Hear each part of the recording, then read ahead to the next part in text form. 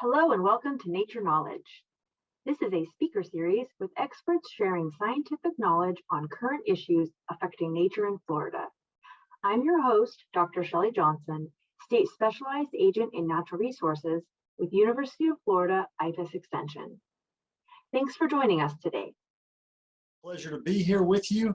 I would prefer to be in person. I think it's a whole lot better experience. But we make the best with what we got in a COVID-19 world these days. And so we're going to talk about a topic that was almost sort of pushed to the back burner by COVID-19 in a lot of ways. Glyphosate has been very controversial the last couple of years, especially. A lot of that kind of died down when COVID came around. But some recent actions and occurrences via some settlements have sort of brought it back to the center of attention for a lot of people. And what we want to do today is talk about this controversy. Now, I want to start out by saying, number one, I'm not here to defend glyphosate. And number two, we're not here to defend any companies. And so we're going to talk science today. And we're going to talk about kind of the path that glyphosate has been on over the last several years and kind of how we got to where we are at. Okay, so that's what we're going to do. And we're going to leave plenty of time for questions at the end because there have been some really, really good questions already submitted. And we're very appreciative to you for that. And we will do our best to answer as many questions as we can when we finish up this part of the presentation. I'll be bringing in Dr. Jay Farrell, my colleague, director for the Center for Aquatic and Invasive Plants and the IFAS Pesticide Information Office.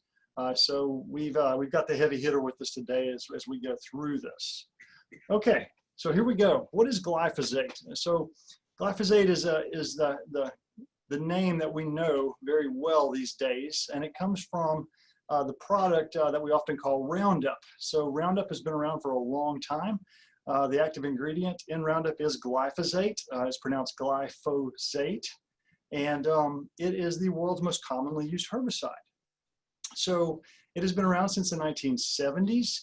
It has had a diversity of uses and is now the world's most widely used herbicide. Now, why is it so common? How did it get there from almost 50 years ago? Well, it has characteristics that have made it a very useful tool, primarily in agriculture and certainly in non-crop type areas and in horticultural situations in many instances. So you have to step back in history and think about where we were at in the 1970s. So we had come out of what I call probably the golden age of chemicals. And I don't mean that it was all great, but it was, you know, everything is good for you. And so we had a lot of pesticides on the market in the 1970s that weren't that great. We had a lot of things that were persistent in the soil. We had things that had high degrees of toxicity. We had stinky, odorous things that stained.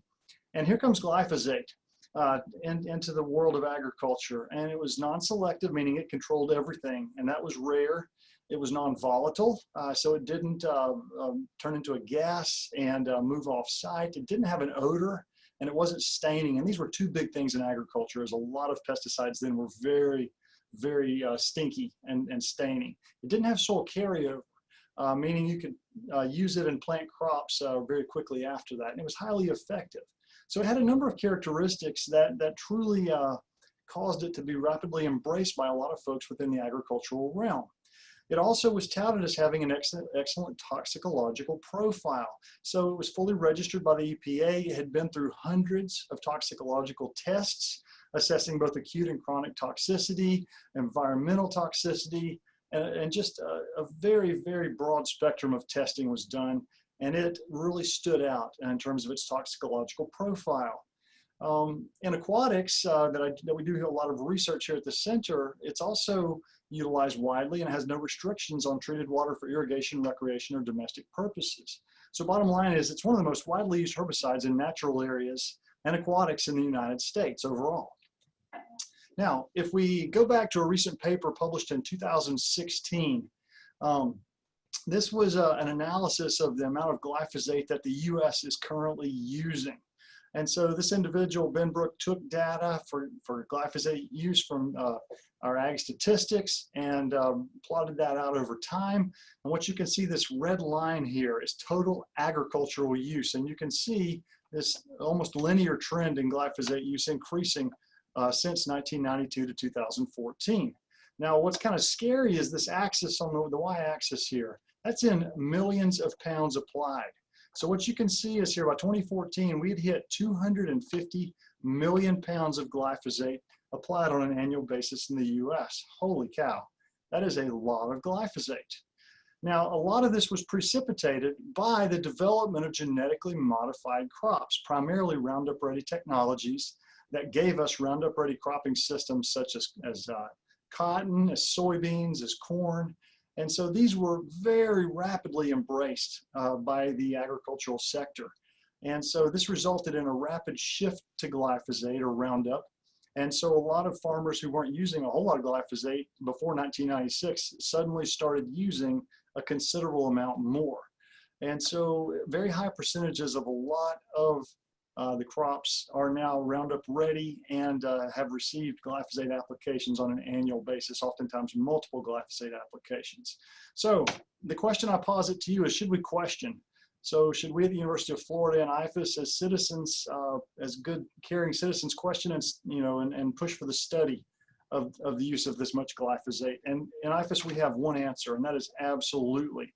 We will always advocate for better understanding pesticides in the environment and our uses of pesticides from both a production context and an environmental protection context. We take that very seriously.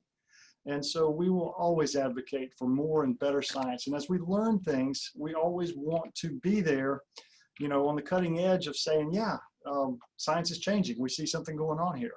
So we use a lot of glyphosate and we rely on it. And in the world of invasive plants, it's one of the primary tools that we utilize for things like invasive grasses.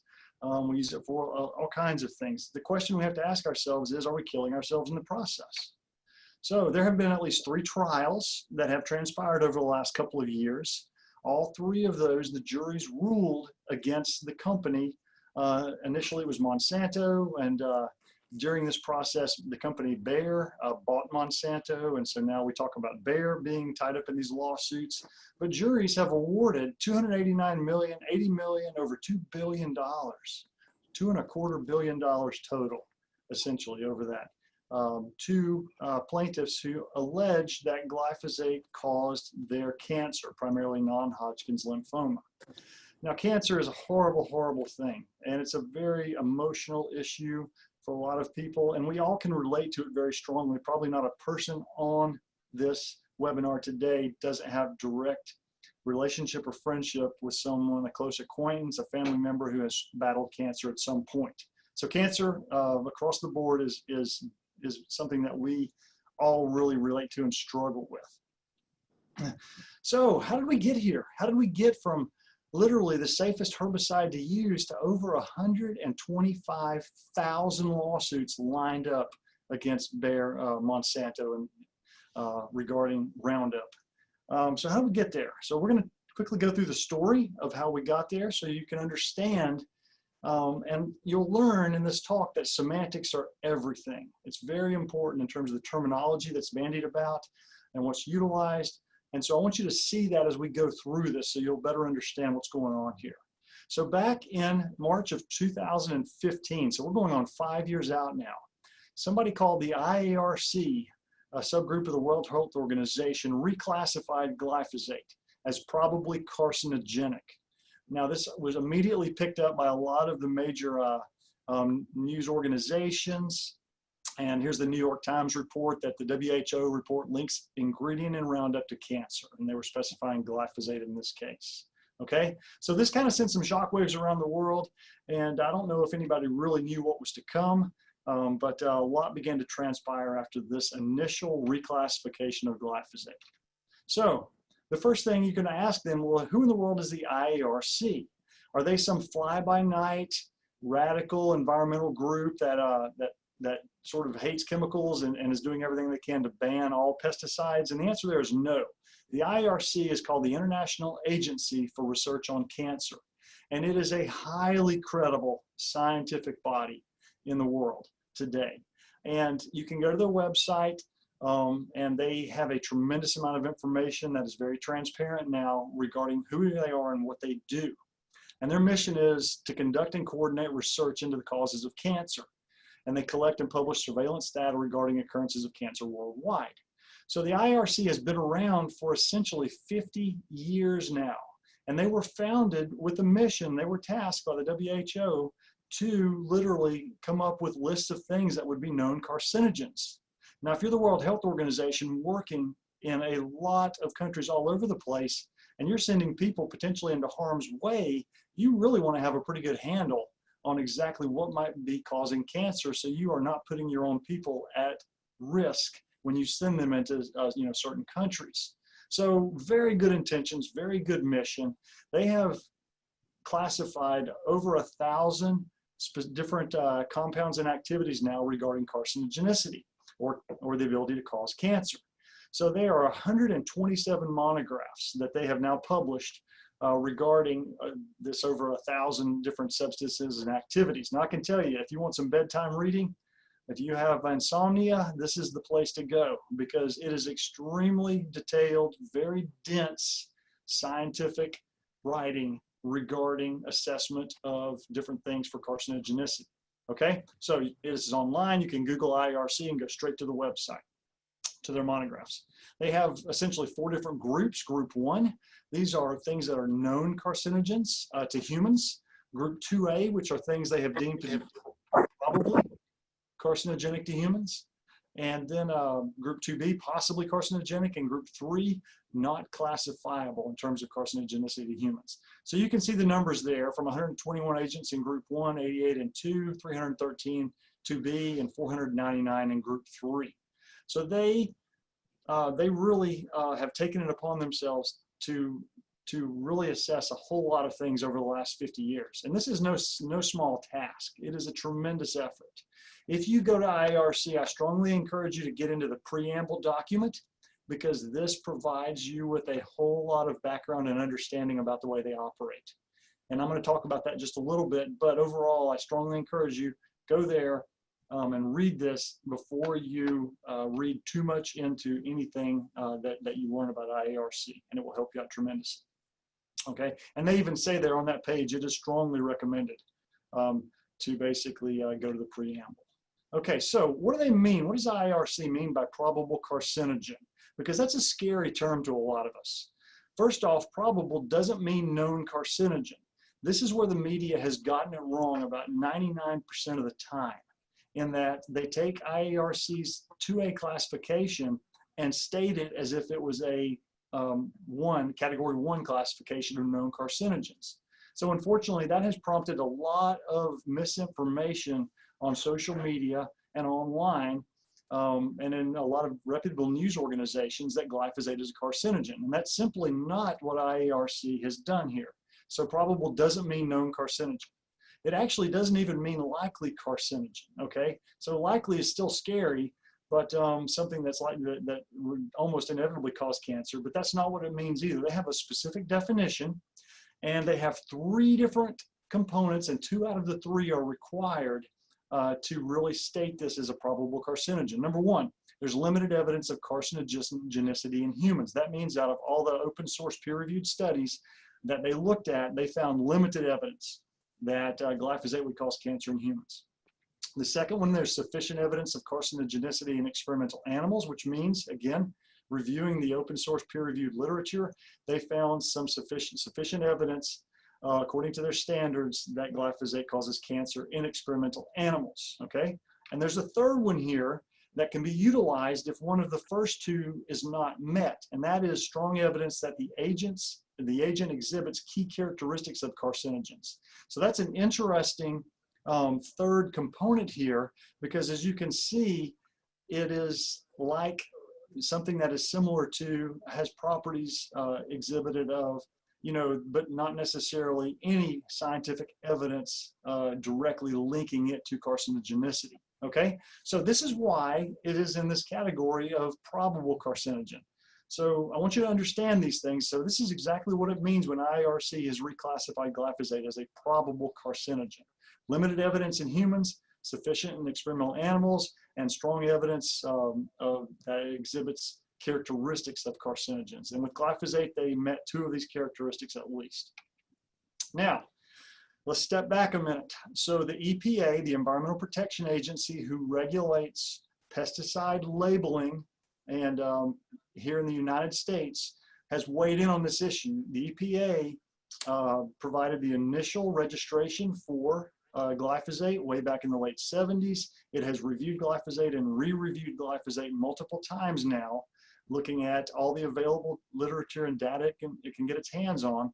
And it basically has come to the conclusion that glyphosate is not likely to be a human carcinogen, okay? So the EPA, the regulatory authority here in the United States, the regulatory scientific authority, has said, no, we disagree with the IARC. Glyphosate, the evidence is not there to say glyphosate causes cancer, okay?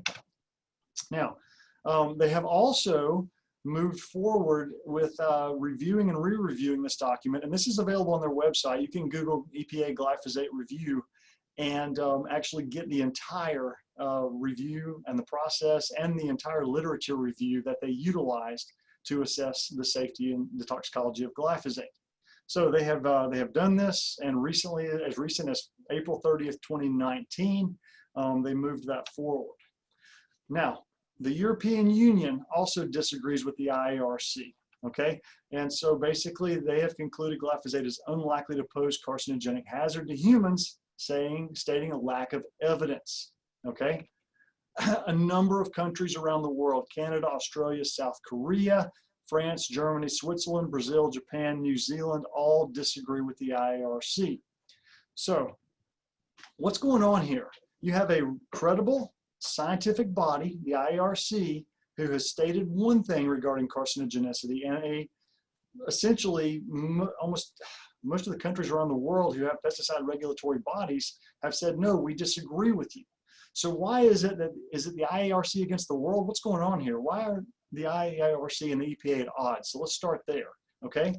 So this is really important, and this is where I got into semantics. IARC assesses something that we call hazard, okay? Is harm possible is what hazard means. So what is the potential to cause harm regardless of dose or exposure? So they utilize a hazard approach in their assessments because the World Health Organization is looking to identify carcinogens even when risks are very low at the current exposure levels, because near or unforeseen exposures could engender risks that are significantly higher. So again, you've got to accept that the WHO has taken a relatively good approach here and a very conservative approach to tasking IARC to take a hazard approach in their assessments. So again, I don't find fault with that at all. All right, now let's compare that to what the EPA does. The EPA assesses risk, and what they mean by risk is harm likely? And more specifically, what is the likelihood that this will cause harm based upon dose and exposure? So you can see that risk has two components there: dose, so the amount of a substance, and exposure, or the length of time that you may be exposed to that substance. So all of the EPA's assessments are risk assessments, looking at both dose and exposure, which is very different from the hazard approach.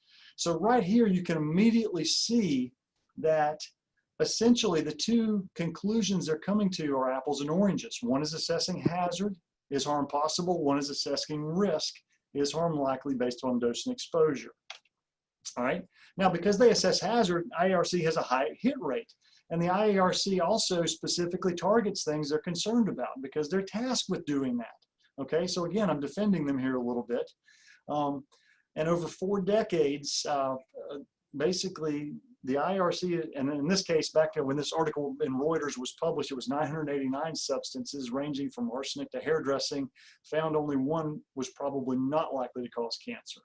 And that was an ingredient used of nylon and stretchy yoga pants and toothbrush bristles. So the bottom line is they have a high hit rate because they are actually looking for things where there's smoke, there may be fire, and they're looking for smoke.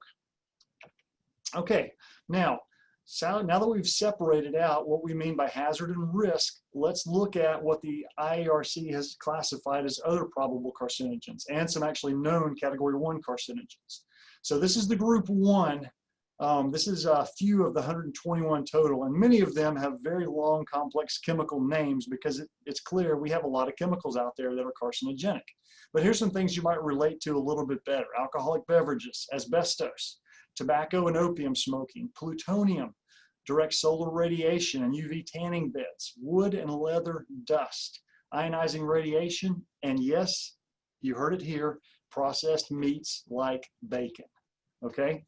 Now, a number of you probably just completely discounted the IARC based upon that bacon there, because who's ready to give up eating bacon if you're a bacon fanatic?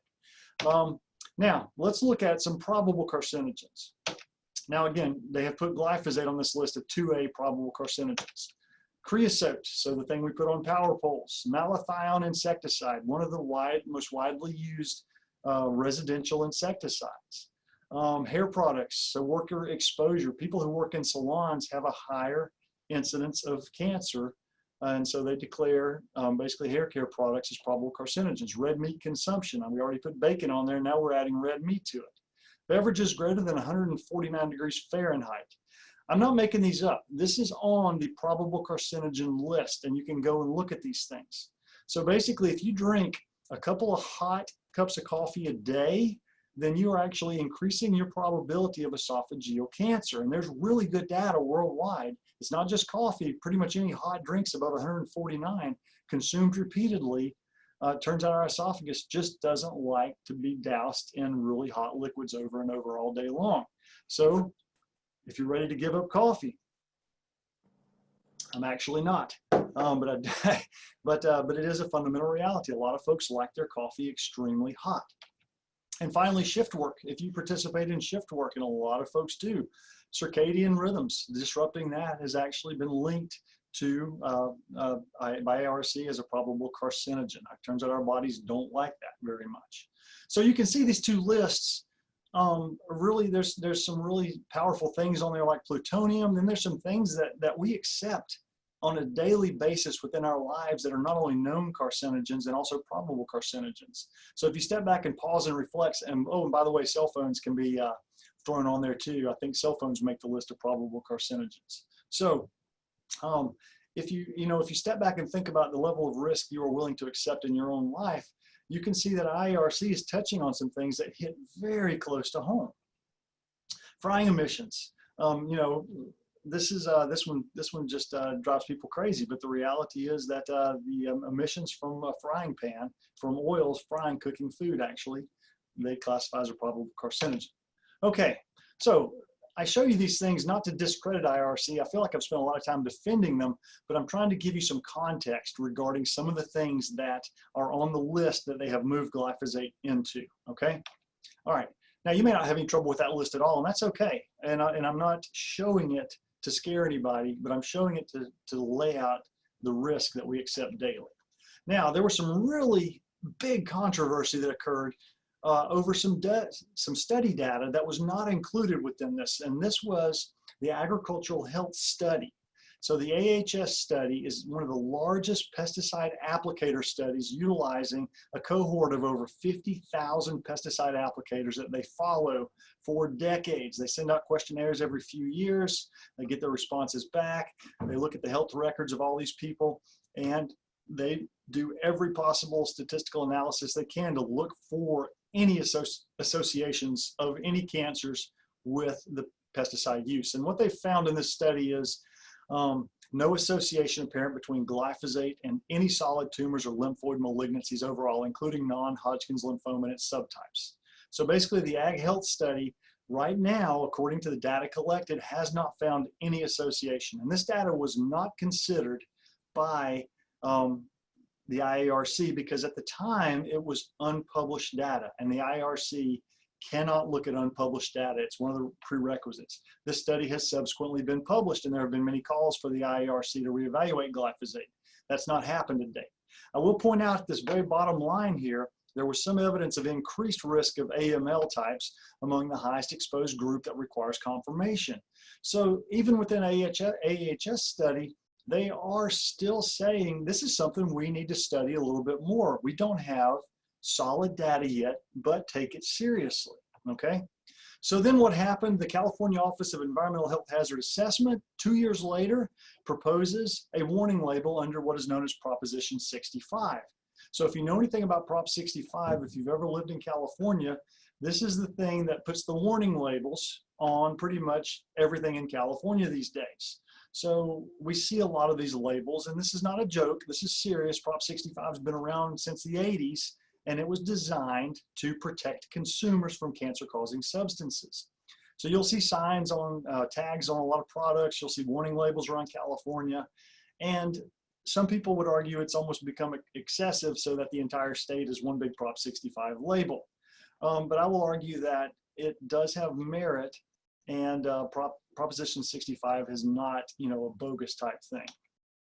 Okay, so California courts immediately blocked that Prop 65 warning label, and the judge in that case basically stated that it was impossible for consumers to make a good choice based upon the contrary or the lack of evidence associated with overall with the EPA's assessment and others on glyphosate and a link to carcinogenicity.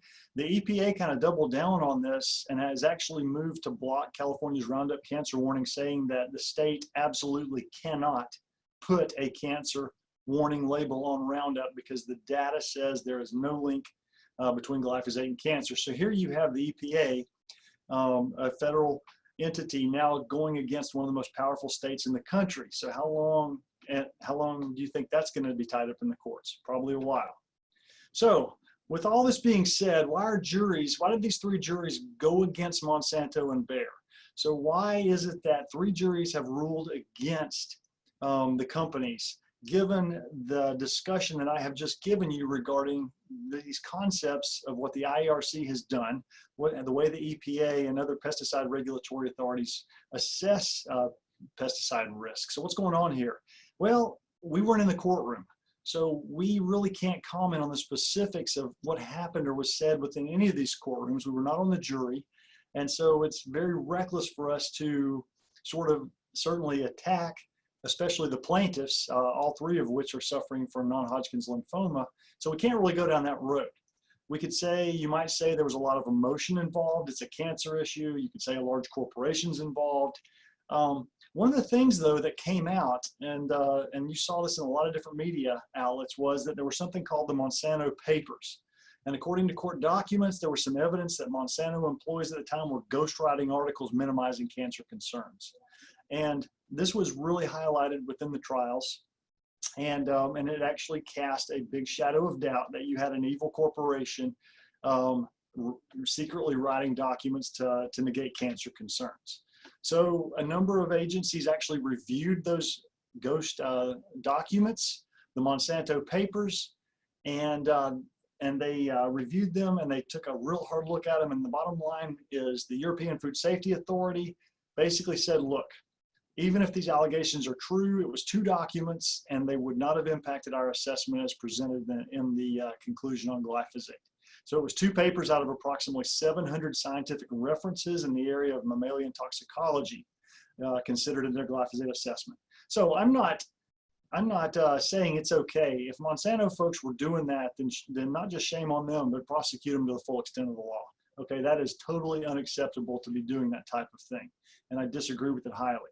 But what I'm saying here is that the pesticide regulatory authorities who have looked at this issue have basically concluded that those documents did not influence what their final assessments were on glyphosate. So what seems to be happening across the three trials is something like this, that there is a big company that is knowingly marketing a defective product and has covered it up.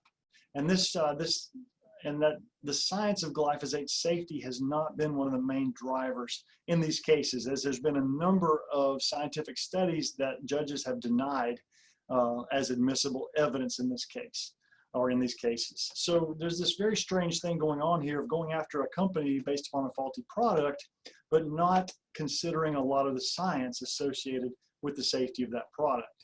The high punitive damages, the punishment damages, seem to reflect this. So awarding over $2 billion, awarding over $250 million, definitely seem to reflect that the juries certainly felt like they were sending a message to the big company saying, hey, you're not playing above on the level here, and we're going to punish you for this. Okay, so where are we headed here? And I'm going to be wrapping this up pretty soon so we have time for questions. So, where are we at with glyphosate now that these things have transpired? Well, we've actually had a number of cities or counties here within Florida that have actually banned the use of glyphosate. Now, this doesn't mean private individuals can't use it, but it does mean that any public employees who work for those government entities can no longer use glyphosate. Martin County, Stewart, Miami, and there's been several more. And this is not just a few instances, okay? Glyphosate's been banned in over 150 US cities to date. Several countries across the world have also proposed or are attempting to move towards glyphosate phase-outs over the next few years. Now, some of those countries, like Germany and France, disagree with the IARC in terms of their pesticide regulatory authority, but the leadership in the country is still moving forward on a ban of glyphosate. So there's disagreement that is occurring all over the place.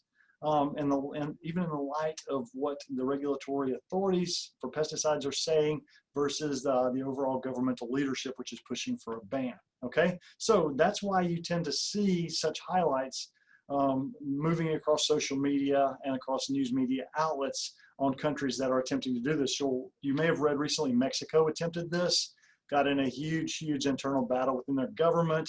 They backed off of it, and people resigned from government. You know, this type of thing is happening over and over. Austria moved to ban it. The EU blocked them. There's just all kinds of things like that that are occurring with massive internal conflicts in many countries across the globe right now. So this is a really hot topic issue. Insurance has become an issue too. Companies like Harrell's, who discontinued the use and distribution of glyphosate products, stated they did it not because of the science of glyphosate safety, but because they were informed by their insurers that they would no longer cover them if they continued to sell glyphosate. So this could become a bigger issue than even the current lawsuits if insurers started opting out of covering people who were using, selling, or dealing with glyphosate. All right, now, to stir the pot or make matters even crazier, Bayer reached a point of facing over 125,000 claims that they have officially begun settling cases. So the New York Times headline recently ran, Roundup maker to pay $10 billion to settle cancer suits. So basically somewhere between $10.1 and $10.9 billion in total, almost 10 of that for current claims, $1.25 billion for class action in future issues, and 3 appeal cases are not covered. So those 3 that I mentioned before are not part of this. So Bayer, you might ask the question, why is Bayer doing this? Well, it turns out it's very expensive to litigate, and at a cost of over $3 million a trial. When you do the numbers for 125,000 potential trials versus $3 million a trial, $10 billion actually comes out on the cheap side. So corporately, you know, we don't know all of their thinking on that, and it's really not our business. But the bottom line is they decided to settle. Now, what does this mean for us in IFAS? Okay, so number one is this settlement an admission of guilt by the companies that they did something wrong, and we have to say that we don't have that admission of guilt just from these settlements. So Bayer hasn't come out and said, yeah, we admit it, we lied, you know, glyphosate causes cancer all along, we're going to pay everybody. That's never happened. So basically the settlement is not an admission of guilt. The settlement is a large corporation moving forward to try to get this thing off their backs. So basically it's not finalized. So whatever you read regarding these settlements, I would say we're still a long way from seeing the end of the litigation regarding glyphosate. Now, I don't expect it to end anytime soon, even though I suspect the company would love for that to happen. Okay, so what is our position at UF? Now, UF has always said we stand by the science, that we want to be data-based in everything that we do and recommend. And so we've come out with some pretty strong statements on that. Number one, we're committed to IPM, Integrated Pest Management, as the first line of defense against weeds and other pests. And that's basically using a really good comprehensive strategy of all the tools in the toolbox, not overly relying on chemicals, recognizing there may be a place for the use of safe and effective use of chemicals in some situations, along with other pesticides, but certainly not leaning on them as a crutch and being solely dependent on glyphosate. All right. So all reasonable options in concert to control pests. And we have to stand on that because we believe that the paradigm in science driving integrated pest management is where we need to be based upon good data. So we have produced a one-page on this that kind of discusses this a little bit more in light of the settlements that have occurred. And we can make this available to you. We'll get a link for it and put that in the notes here before we finish up. Okay, so let's wrap up real quickly here. What are some of the other options without glyphosate? So this is a very diverse audience that could include a lot of different people. I cannot be comprehensive. This is its own seminar, but when you think about the places that we use glyphosate and remove weeds, hand removal is a great option. And I advocate for hand removal everywhere that it's feasible, okay? It's highly selective, it has good public perception. It's got its cons. Time, costs are typically much higher for hand weeding, often 5 times the cost of chemical strategies. Finding disposal for all of this biomass can be problematic. Oftentimes, if you can compost it or get it into yard waste type facilities, then good for you and go for it. Perennial weeds are often very difficult because they tend to break off and resprout. Things like torpedo grass that have these long creeping stems, you pull the shoots, these break off and it resprouts at every single node after that. So we struggle. And in very dry situations, rocky situations, heavy clay soils, hand weeding is extremely difficult. We get lucky here in Florida because we have sandy soils that are often moist, where hand weeding is probably the easiest place in the world to do compared to other dry, hard, heavy clay soils. All right, mulch is the cornerstone of weed control programs for a lot of situations. Mulch depth and type actually do matter. Dr. Chris Marble has done some fantastic research at Epa, looking at coarse textured mulches that really do a good job at suppressing annual seed germination. They do work better on annuals than perennials. Fine textured mulches can actually promote weed growth because they hold water and encourage weed seed germination from within the mulch layer. So you've really got to think about this and pay attention on your mulch. Depths of greater than an inch blocks the light necessary for a lot of weed seed germination, and 2 inches creates a greater physical barrier. So we recommend at least 2 inches of mulch in most cases, and pine bark has overall provided better weed control than a lot of hardwood mulches which hold more water. Regardless, it's not a silver bullet, and mulch will age and must be replaced regularly. It decomposes relatively quickly here in Florida. We have herbicide alternative documents. We've produced several of these, a couple here in Florida for weed control in Florida landscape and planting beds. Integrated Management of Non-Native Plants and Natural Areas of Florida has a number of glyphosate alternatives for all sorts of invasive plants. We have other documents that do also provide a lot of other herbicide recommendations. I can't give you an exhaustive list today, but in IFAS, we have been working on this for a long time now. Now, what about natural alternatives? And Shelly asked the question early on, what about things like glyphosate or as an alternative to glyphosate? And a lot of people posted vinegar within that. So there are products where vinegar is the active ingredient as a contact style herbicide. So vinegar, yes, vinegar can be an effective burn down type strategy for a number of very small annual weeds.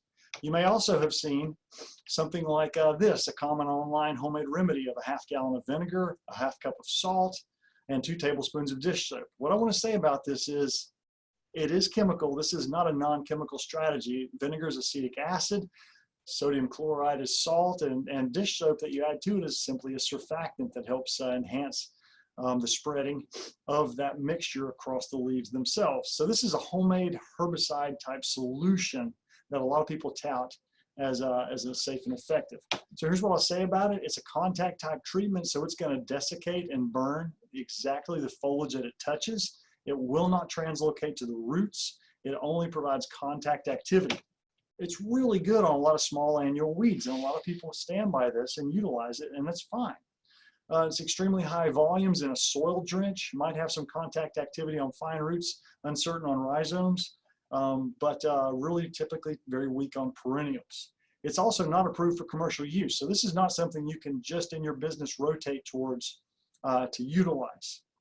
But it can be an effective home remedy. And so if you've tried this and are happy with it, go for it. It's not a bad thing at all. So with that, I'd like to stop here and answer questions. And I want to thank you for your time and attention today. I hope we've been able to provide some clarification kind of on really what the status of glyphosate is, explaining the terminology that's been used to classify it as a probable carcinogen, explain how the EPA differs from the IARC, and kind of just really show you where we're at. So we're not advocating for you, we're not telling you to use glyphosate. If you don't want to use it, that's absolutely fine. And we pay attention to the science of glyphosate safety, and as studies move forward, if we begin to see the needle move, questioning its safety, then we will by all means be the first one waving the flag saying, hey, we got a problem here. We need to cease using glyphosate until we better understand this. But as always, read and follow every pesticide label. Do not take glyphosate lightly. If you're going to use it, take it seriously, follow the label, use all appropriate PPE, and do not abuse it as a pesticide product. Be very careful with it. Take it seriously if you choose to use it. And if you don't, more power to you. And we strongly advocate and encourage for alternatives to glyphosate, along with as IPM type alternatives. Okay, so with that, let's move to the questions. All right, so I'm going to now go back and call up the text box here. Let me see, I'm going to stop the share of the screen. Okay, so let's go back to the chat. And my gosh, we have like 72 questions here. Okay, so this is a tremendous amount. Now I'm going to bring Dr. Farrell in on this. And Shelly, how do you recommend we move about, go through this? Let's see. In the chat section, we have a lot of people who are recommending some things. So I see salt, I see vinegar, Epsom salt soap, which we talked about. I see mulch, excellent. One here I see is bleach. Okay, so if you are choosing to use bleach as an alternative or as an herbicide type, I strongly encourage you to be very, very careful. And I really don't even advocate or recommend the use of bleach. Bleach is exceedingly dangerous. What we know about it is if you get it in your eyes, it can literally cause the loss of vision very rapidly. If you were to ingest it or children were to ingest it, we know that that is extremely dangerous and potentially lethal. So be very careful if you are taking the bleach approach. We don't advocate that one at all, and we don't have good data on many species for bleach. Flaming, absolutely an excellent opportunity. There's a lot of good flamers in agricultural systems these days. We lack good flamers for a lot of other pest management, weed management systems, but we have it in ag. Black plastic, absolutely. Basically utilizing our high summer temperatures with intense sunlight to sort of cook anything below black plastic. Definitely has been effective for some weed species, and so that's a nice alternative. Hand pulling, absolutely. Pruning and clipping, sure, you can remove those. It's a good idea. Just know that there's likely to be some regrowth. If you got goats, goats can be a fantastic form of weed control, especially in a lot of pasture and non-crop type areas. Soil sterilization, that's sort of coming back to soil solarization, utilizing plastics to cover. Prescribed fire, we use prescribed fire in as many natural ecosystems, sometimes in pastures, and it can be a good IPM tool. We advocate for that. Corn and gluten meal is an interesting one as a great alternative. I don't have a lot of great data with CGM. Other researchers have found it can be effective. It often requires some pretty high application volumes, and it varies by species tremendously. Okay, so scrolling on through these, I see lots more of those. Neem oil, so there's a few different oil type products that are on the market. Neem is one. There's a couple of others. There's sargassum. Eugenol was another. These things are often, they're contact type materials. And so they're not going to translocate to the roots, but they can provide burn down of typically very small annual species. Going on through these. Okay, how often is multiple applications for commercial crops? Depending upon the cropping system, 2 to 3 applications, typically 2 applications of glyphosate for a number of cropping systems on an annual basis. Membership in IRC determined. So they are invited, and I don't have the formal process by which that occurs, but IRC very selectively scrutinizes those scientists. They are highly reputable and have a long track record of typically toxicology. Yes, we will be happy to share a copy of the seminar. Key characteristics of a carcinogen. So basically what that's coming down to are a very broad range of things from known carcinogens that they would put into those categories. So like ionizing radiation would be a key characteristic for radioactive substances that they are of known carcinogens. Roundup banned here in Canada. So I'd have to look at the exactly. I do not believe Roundup has been banned in Canada at this point. Canada has much more stringent pesticide laws than the US does, so there may be more limitations to it. Okay, hot coffee, definitely over 149. You better believe it. That's why we advocate for cold brews too. I love a good cold brew. Hot tea, yeah, you just got to be careful with it. Small town, Central Florida, drainage ditches are a major problem. So spraying with glyphosate. Okay, so a lot of towns have utilized glyphosate for ditch spraying. And I'll be the first to say that there's room for improvement in a lot of cases for ditch vegetation management. Glyphosate's been one of the cheaper ways they do it. It is a major struggle. Things are rapidly growing back on those ditch banks all the time. And they are required to maintain those ditch banks that way so that they can keep flow in those ditches to prevent flooding. That is a flood control issue. So I agree with you that putting lots and lots of chemicals into the environment is a problem. And it can become a problem. And there is some work to be done there on improving ditch bank type control. Hot chocolate and meat, yeah, those are on there. Processed meat, red meat, yeah, okay. What about glyphosate causing phosphorus pollution, adding nutrients leading to water degradation? So some of the studies that are out there in extremely nutrient poor lake systems, glyphosate has been shown to bump the phosphorus slightly. It is 18% phosphorus by weight. But in Florida, most of our lakes are already eutrophic, and a lot of those are naturally eutrophic, meaning they're already high in nutrients, phosphorus being one of the primary nutrients. So the amount of glyphosate added, we don't spray it directly into the water. It's only used to treat floating or emergent vegetation. And so the concentration or the amount of phosphorus moving into Florida lakes based upon a glyphosate application is almost negligible. Compared to very oligotrophic or nutrient poor systems.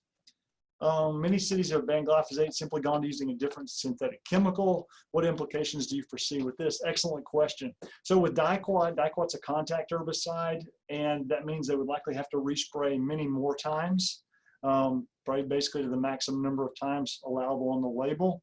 And they still would not get the control they were getting with glyphosate. So there is a chance banning glyphosate could result in putting more pesticide into the environment in some situations. So that's definitely one implication. Costs going up on vegetation management being another major issue, as many cities, municipalities have a specific budget that they apply, and when they go away from the cheaper options, it greatly limits what they are capable of doing based upon a lack of money available in the budget. So budgets are going to have to change big time when you go away from glyphosate. Ken Gielli's got a nice blog that Ken is one of our extension agents here in Florida, where he's really addressed this issue of human environmental risks of glyphosate and weed control. And so there's a link for that. So vinegar concentration, this comes up as a really important issue. And so Barbara has suggested 30%. So commercial products are what, 19% or 20? Oh yeah, 20 and higher. So commercial products are 20 and higher.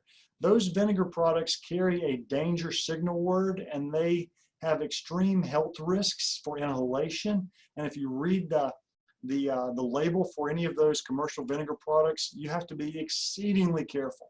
They also cause acute toxicity to a number of organisms in the environment. So if you spray them across frogs and lizards, you will kill them.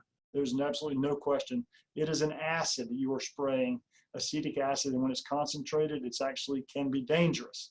I'm not saying don't use it. I'm saying educate yourself and don't take it lightly, because at that concentration, it is a serious pesticide. How often is multiple? We dealt with that. Organic crops. How often is glyphosate used in organic crops? It's not going to be used in organic crops. Let's see, we talked about membership, key characteristics, we did that, okay. Okay, those are all repeats, okay. Straight white vinegar, okay. Regular vinegar tends to be ineffective, so that's where you get into that 20% horticultural vinegar. Again, be very careful. Thank you, Lori, for bringing that up again. And there's also statements on birds and wildlife regarding acute issues, and do not apply around birds and wildlife. Okay, if it is used far away from edibles, should it be used? Okay, so glyphosate, yes, glyphosate will have very specific language on each label for its, in terms of its use, both within cropping systems and independent of cropping systems. So read the label and it will be very clear on that. Any problem with putting a lot of vinegar and salt into the soil, changing the pH or salt content to the point where other plants might not grow? That is a possibility, and I think you could see some extremely localized pH changes where you would be driving that pH downwards with the acid application. To do that on a landscape scale would require a huge amount of vinegar in a lot of places, but it would depend upon the buffering capacity of your soils to be able to handle that acid input. So that's where you get a good soil scientist on board, take a soil test and to begin to understand what your buffering capacity is. That's really going to affect the potential for pH shifts.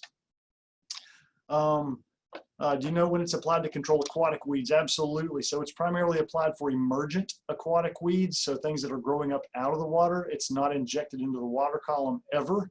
It is only used for foliar application of above water plants, so it could be used for water hyacinth here in Florida, for emergence, for cattails across the country, for Phragmites, Austrian reed grass, and other emergents like that. Okay, there's another bleach thing. Again, got to be careful with bleach. Negative environmental, social, and economic impacts of glyphosate products for our. Ooh, that is a really, really busy question there. That one is almost too much to get into. Economic-wise, I've already talked a little bit about glyphosate's cheap, and if we shift to other alternatives, there will be an economic cost, so you're going to have to be prepared for that. I'm not saying that's a terrible negative, but it's something that you will have to address. Environmental-wise, again, that's a very deep topic. If you shifted to other herbicides that cause more environmental problems, that would be a bad thing. If you had to increase the area of available farmland, that would be taking natural areas, putting natural areas into production, which means you would be destroying native habitat. So that could be another trade-off associated with the glyphosate ban. And these are things that, you know, you've really got to weigh out. And so you have to sort of lay all these types of things out regarding, you know, moving forward from that perspective. Another effect of the lawsuits is an increase in price, so we talked about that. Thank you. Current information on glyphosate's effect on bacteria in pollinator stomachs. Okay. Dr. Farrow, would you like to come in and briefly discuss that?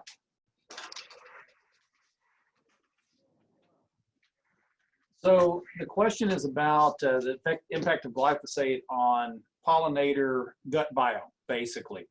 So there was a really strong paper published on this about 6 months ago. And what they did is they put glyphosate in the sugar solution and put it on the hive. And they had several different concentrations of glyphosate. And what they found is when the bees were feeding on the higher levels of glyphosate spiked sucrose, they did show signs of impact on their gut biome, their gut flora. However, there is good environmental quality data that has documented for many, many years how much glyphosate is traditionally found in the environment. So the amount of glyphosate that was impacting the bees was found to be higher than what has ever been found to occur in nature. So can glyphosate impact the gut flora of bees? It absolutely can, and that study documented it quite well, but it appears that it is unlikely to happen in normal or common scenarios because there's just not that much glyphosate loading that in the environment that the bee would commonly come in contact with. All right, let's see. Moving on here. So I'm gonna launch the poll really quick. This is just a few really fast questions, but you Sure. can keep answering questions. It is 4 o'clock, but you're Okay. welcome to stay on for a few minutes if you want to answer some more questions. Yeah, we're almost done here. So please fill out the poll here. This is extremely helpful in terms of IFAS programming and how we move forward in addressing things. I'm going to pull this out of the way, but I will not close it. Okay, so additional questions. Natural areas posting when they're going to spray before, after spraying event, sometimes difficult to predict because of the weather. So certain herbicide labels do require natural area managers to actually post. A lot of municipalities have gone to online posting. And so if you're interested in this, then contact those people responsible for spraying and find out what they're doing. A lot of lakes will post notices before treatments. So, you know, engage with your county, city, municipalities and find out how to get information locally from them on when treatments are going to be going out. I think that's a great idea. Will the recording be available? Yes, I think so. Okay, vinegar. Okay, I eat vinegar on my salad. How bad can it be? Again, we mentioned not a problem with the stuff you buy in the grocery store, but when you get a 20% solution, 20% concentration of vinegar, that moves it into a pesticide category. 5% pantry. Yeah, that has significant problems. Okay. What is specific glyphosate agricultural preparation used on sugarcane? So is glyphosate actually used on sugarcane? Do we have GMO sugarcane? No. No, we have no GMO sugarcane.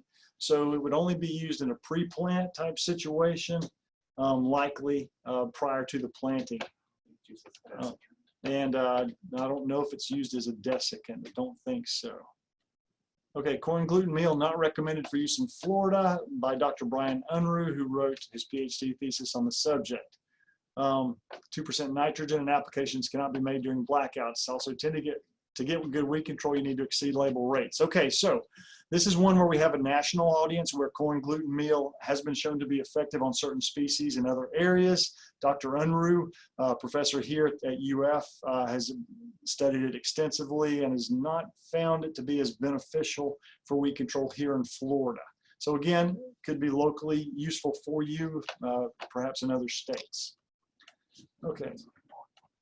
Does it seep into edible garden if used away from it? Okay, so excellent question there. Does glyphosate leach or move through the soil? Glyphosate is, if it is sprayed and reaches the soil, it is very tightly bound to soil particles. So there is a ton of data out there that does not, or that shows that glyphosate does not leach or move laterally in the soil itself. So this is good news. So it stays where it is applied. In most cases, exclusively, you'd have to have a massive thunderstorm, rainfall, flooding event to actually physically move the soil particles themselves to get glyphosate to be moved in that situation. Still not bioavailable. Yeah, however, it still would not be bioavailable to any of your edibles. So you could use it safely away from the garden. And I would not see any issues ever with any edible plant in your garden actually taking it up through the roots and concentrating it in the plants. That would absolutely not happen. Even in pure sands, glyphosate still does not move. So here in Florida, even in very sandy areas, which is most of the state, yeah, glyphosate is not going to move into your gardens, which is a good thing. Okay, will salt dehydrate the roots of weeds and kill the root, even though you say it has contact only? In order to dehydrate them, it would have to physically move in and then would create a water potential situation that prevented the roots from actually taking the water up. So you would have literally created a beach environment in that case, or a salt desert type environment where pretty much nothing would grow. Now salts will leach through the soil with rainfall, and so that would be something you would have to repeatedly put out over and over and over to get that kind of activity. So you have to be careful with that. Important to know the products. Yes, absolutely. If you're going to use glyphosate, you better know whether it's labeled for aquatic use or not. Many glyphosate products are not registered for use in aquatic settings. Do not ever use a Roundup product that is not labeled for aquatic use around aquatics. So just do not do it. Okay, how do the homemade control options affect microorganisms in the soil? Excellent question. Not a lot of research there, but you can imagine putting an acid into the soil would likely shift the microfauna significantly with enough repeated applications. So you might go from a bacterial microfaunal community to a fungal community with a pH shift, or you might go in the opposite direction, wiping out a lot of beneficial mycorrhizae.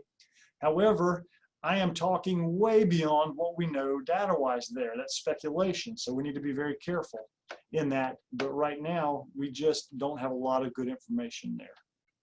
Does it affect wildlife or friendly bugs? Okay, so does glyphosate. So there is toxicology testing the EPA requires regarding impacts, potential negative impacts on a number of wildlife species, on fish species, aquatic invertebrates, and the EPA has concluded that the risk of using glyphosate is acceptable in terms of minimal issues with a pretty broad range of organisms there.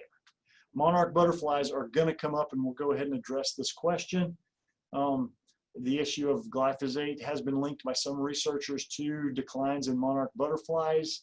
The top monarch folks in the world have basically, Dr. Agrawal from University of Cornell has said it's not a black and white answer and not a super clear answer. There are many factors affecting monarch butterfly declines right now. One thing is, historically, we've always viewed milkweeds, the food source for monarchs, as being weeds within agricultural settings, and we've kind of really pushed those things out of a lot of agronomic settings. I strongly advocate and encourage, restoration of milkweed in natural areas pretty much everywhere it's native to. I think that's a great idea. But in terms of what's going on within ag production areas, we've been attacking milkweeds for much longer than glyphosate has ever been around. So in order to shift that, you would need a fundamental shift in our approach to agriculture and how you could figure out how to allow milkweeds to remain. And boy, that's a bigger discussion than we have time for today. Cogon grass control. Okay, that's a whole nother topic, Laura, and I would strongly encourage you to email that question, which can be forwarded to us, and we can provide you a tremendous amount of resources on that. Thank you for the compliment. Yes, it is used in sugarcane to sweeten at a 20% increase in sugar yield. Look it up. Okay, so someone is suggesting that glyphosate is used as an actual sweetener within sugarcane. I'm not a sugarcane specialist, but I can actually reach out to our sugarcane people and confirm that for sure. Okay, harvest on sugarcane. There you go. You got it. Okay, Ron Rice is posting that. So, all right. Thank you, Ron. Labeled as Reitman sugarcane. Stewart. Yes, Nancy too. Thank you all for that. How soluble are the chemicals? Okay, so that's a great question. So when let's just limit this to glyphosate. When glyphosate makes it into a water source, yeah, it's soluble in the water, but it's going to be rapidly bound to any organic matter within that water column and immediately deactivated, so that it would not be effective on controlling things. Then its environmental fate, it's broken down by microorganisms, which latch onto it when it's bound to organic matter and begin to break it apart. Yeah, okay, we got to wrap it up here. So, bee gut, just talked about bee gut. Dr. Farrell, Jason Farrell, is Dr. Farrell. Let's see, glyphosate. Okay, we got that. Similar lecture on GMO and Roundup Ready crops. Oh boy. So IFAS, Shelly can take that into consideration and possibly inviting some speakers to address that topic. Here's our contact information: SF Finlow and J Farrell at ufl.edu. And thank you for all the excellent questions there. We are really appreciative of the interest here. And again, if you have additional questions, feel free to reach out to us.